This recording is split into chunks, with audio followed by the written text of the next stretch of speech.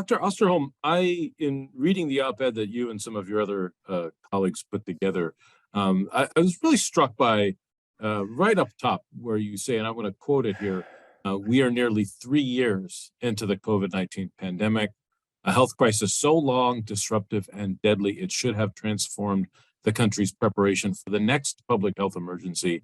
Sadly, it has not. So that's a pretty stark statement right at the beginning of that. I'm wondering if you can expand on that. How should we have transformed and where have we fallen short? Well, I think we still really don't fully appreciate the impact that this pandemic has had on the world, not just our country. We've lost over 1 million people to COVID. The impact financially has been dramatic. I find it somewhat challenging, honestly, as to how myopic so many of us are about what the pandemic's done, in the sense that we're all concentrating on the economic impact right now in the United States of inflation.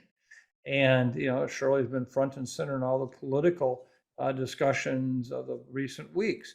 And yet, if you look, this was pandemic induced largely. Ukraine played some small role.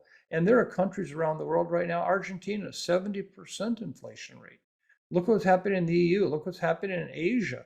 And the fact that people don't realize that this was largely due to the pandemic, interruption of supply chains, all the essential work issues out there. And so to me, it's very hard not to understand of how you would say, boy, I don't want this to happen again. I'm going to invest in whatever it takes to limit the likelihood that this will happen again. The costs have been tremendous. The International Monetary Fund has estimated just in direct costs, it's over $12.5 trillion that the pandemic has cost. Well, that's a lot of money if you want to invest in trying to reduce the likelihood of that happening again. And what we did in our piece in the New York Times, which was a group of us who were previously on the Biden-Harris transition team advisory board on COVID, said, look, there's so much we could do. Building ventilation, for example, and what we could do to reduce the risk of transmission in public places by just improving building ventilation.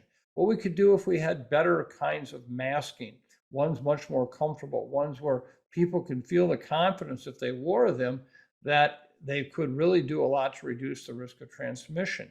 The healthcare system, I just got done noting the fact that we are in worse shape in many hospitals around the country today in terms of lack of beds and adequate healthcare workers for kids in particular who are critically ill with both RSV and influenza. Did we really do anything to fix our healthcare system? No, we didn't. And so I think that as much as we want to move on, and I understand why we all want to, we want this to be behind us, have our great-grandchildren read about it in a history book someday, but let's just get done with it, okay? But it's not that simple. If we don't learn from these lessons from this pandemic, we are going to repeat them again. And so our effort really was to lay out, not in an accusatory way, not to put a finger towards one group or another, to say, come on, guys, we should learn from this, and to say, what could we do to invest so that today we'll spend pennies to save dollars and lives later?